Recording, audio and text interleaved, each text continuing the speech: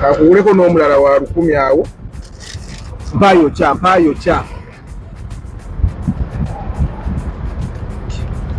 kali neyanziza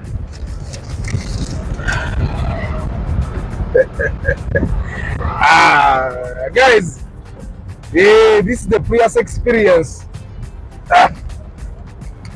Tura tugende baba.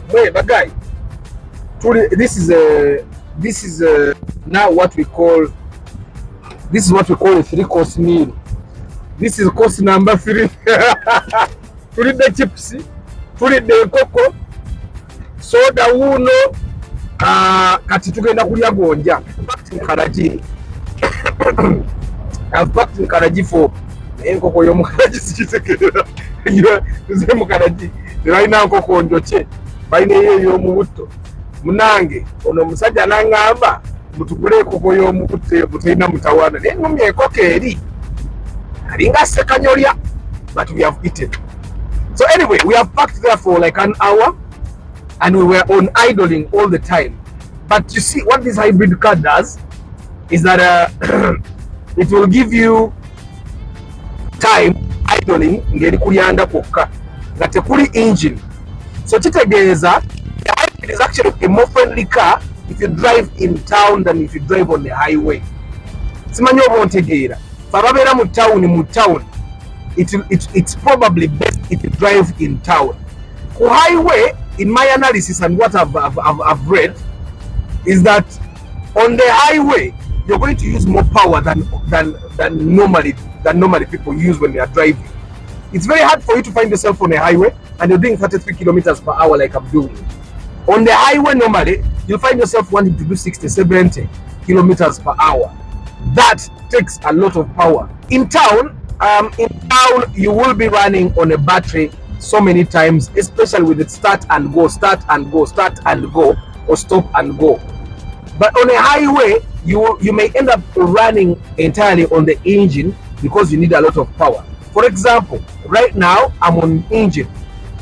Okay, periodically the battery also powers the motor. It's a combination. So this car has 3 modes.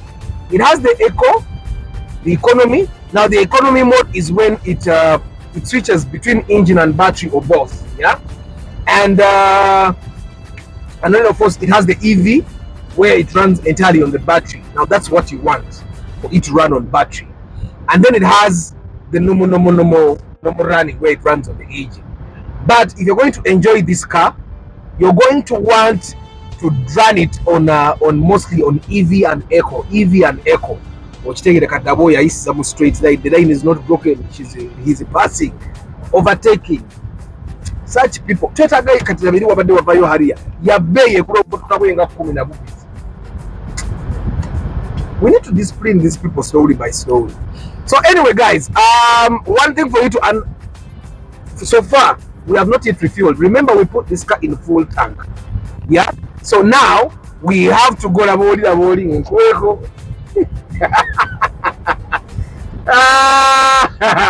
Tanzizemu bademu wako kugonja.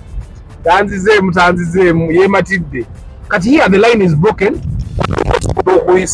For example, when you're overtaking, it will be entirely on both battery and the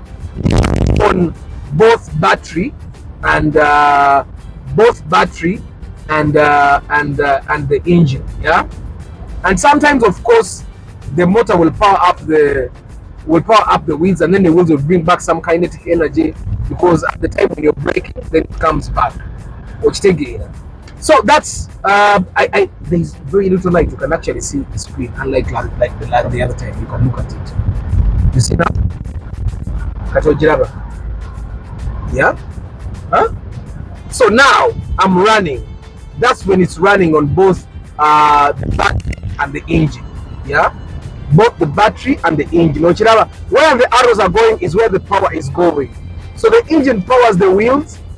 The battery gets back some power from the motor. So that means the engine is also powering the motor, which charges the battery.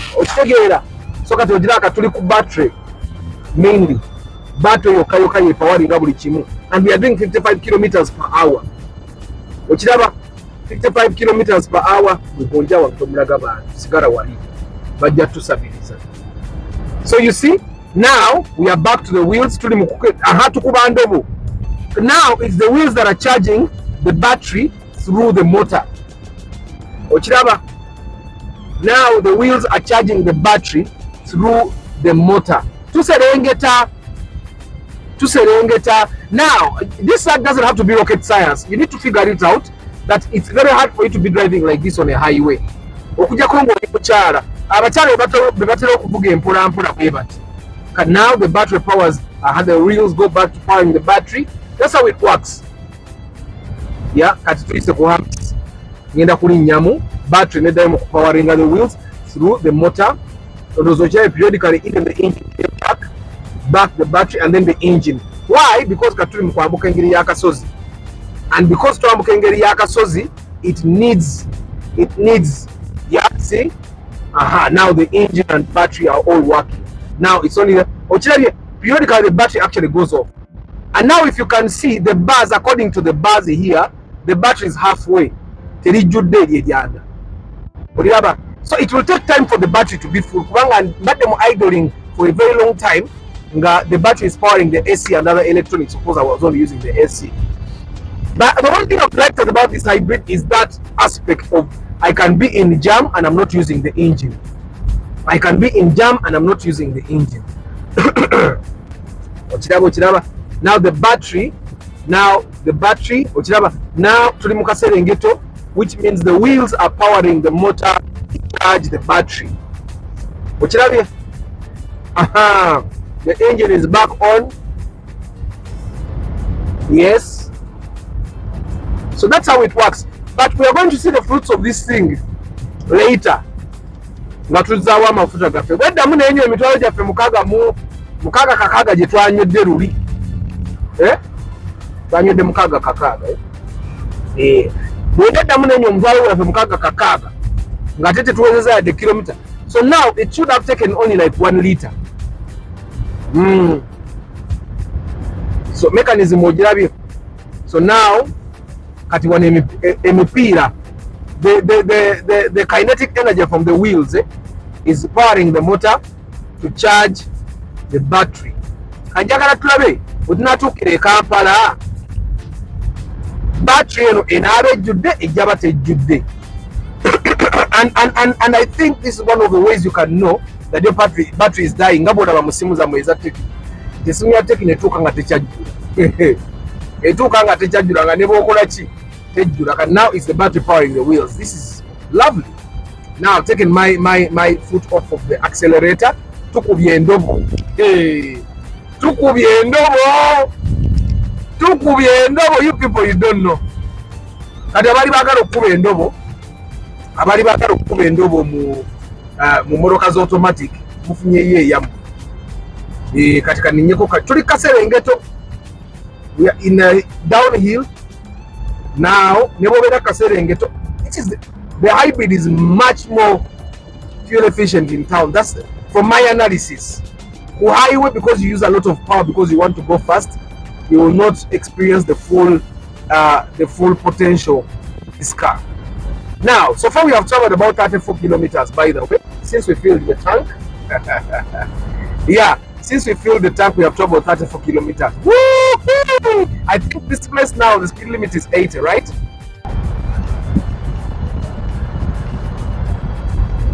Yeah, this is Mukono town now. Nefe tuda Kampala. Titugenda kudde lya country. Kampala. All this time tuli ku battery na mipira, wheels, tuli ku engine. That's the one thing that I've liked about the hybrid. It better translates into performance. Ya naliongeddde okukendeera. Seereza bw'olikozesa ennyo likendeerera ddala because luli lyabaddemu half kati sigazaako basatu. Kati katulabe bwe tuvugira paka Kampala n'abalikoze litya.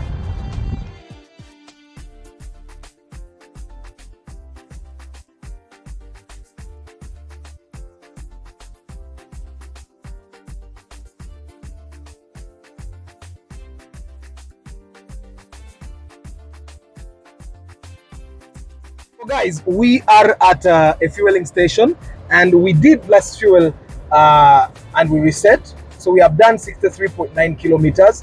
We are going to refuel. Bwechikona,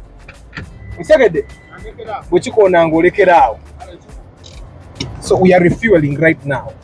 And I'm not going to turn off the engine because even the other time I did not turn off.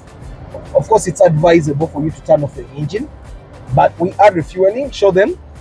We have 63.9 kilometers there, and we have done AC all the time. We had like 40 minutes to 1 hour of parking in Karaji, where we were testing to see how it would work. Because idea in Kampala you'd have about an hour of jam, an hour or two of jam. So how would this car perform? Racha chikwata owai tokwata chuma chikonye Yeshua soko weze kakaga kasanvu kale. Guys, it has done it. Wow, it has done it. Emoroka eno ebuze kilomita lekerawo ebuze kilomita 63 kulita emu n'ekitundu ng'ate erimu SC nga mubadde mukone ku jam. It has done it. Tuwe risiti baba, tuwe risiti wadde kalibu sukanane na tuwe risiti yafu kakasenti. Guys, I'm happy. The car has done it. 63 kilometers, one done by 1.5 liters. Zienda tukasemu ngati 1.5 liters. It has done it. Whoa. Mwabakai. Echo nchimaze. Orugendo la Prius indumaze. Bojikulanga namu. It is worth buying. Nze njigeze seza. Nusu kanana. Katambude ne katuje ekisasi. We went all the way to Karaji. We went to Mukono. We came up to Chinawataka. Even the jam. If you followed my journey, if you have not followed the journey, my God, you should go back, watch both the parts and see where we passed for you to understand the journeys we took. Twaimideke Karaji for even for almost an hour with us testing what it does when you're parking. And I told you that when you're parking, it's the motor that is running on the battery to give you air conditioning. My God. This before. This Prius that I'm seated in, of course, I wish I could have it for a new day, for a few more days. But for now, what I've experienced right now, a liter has done 42 kilometers. A little bit over 42 kilometers. A liter. Because we have bought 4.5 liters for 63.9 kilometers. That's amazing. Wow. Now, the troubles you may have with this car regardless, I know you'll have a few troubles of batteries blowing. Yeah, you'll have an extra shilling or two that you have to invest in maintaining this car. But even with that, if you can drive full-time AC, park for an hour and still use 8,000 shillings for fuel for 63 kilometers, it's still legendary. That has not been seen before. This is wonderful. I'll see you in the next episode, in the next review, for the love of cars. Ciao. The 20,000 I save every day would be something. To work in Mukono and live in Namugongo, you'll be using 5K. Paying price, savings, repair cost, put the battery back in the car. Majority of the time, a person that is trying to save fuel is the person that drives the cars that are actually fuel saving. Chidala chepeta go kubanga to consider as buy a hybrid.